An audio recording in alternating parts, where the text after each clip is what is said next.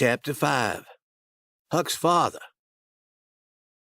I closed the door, I turned around, and there he was.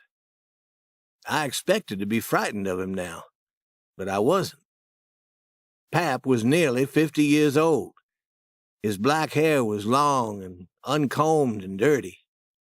He had allowed hair to grow on his face, and where his skin showed, the skin was a sickly white. Just looking at the ugly white skin made me feel sick. His clothes, dirty and torn.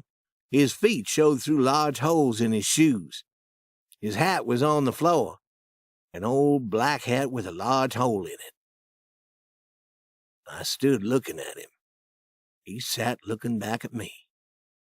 I put my lighted candle down. I noticed that the window was open. That's how he had come into the room.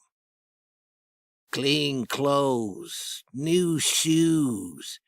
You think highly of yourself, don't you? He sneered.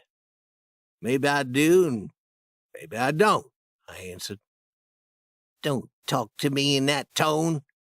You've changed in many ways since I've been away. I don't like these changes. I heard that you go to school. You think you're better than your father 'cause he can't read and write. Who gave you permission to go to school? Answer me! The widow gave me permission.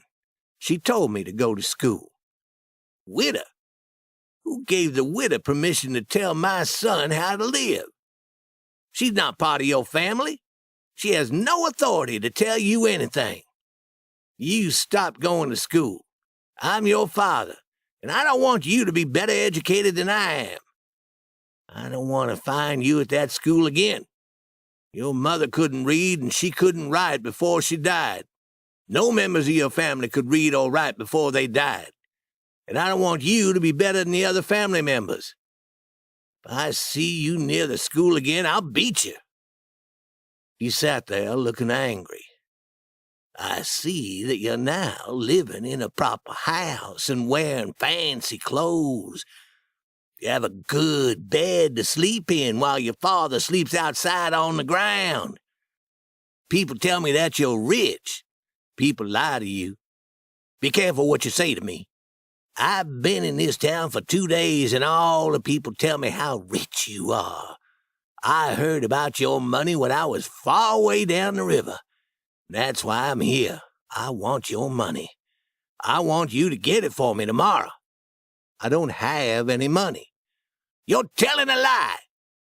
Judge Thatcher has your money. Get the money from him. I want it.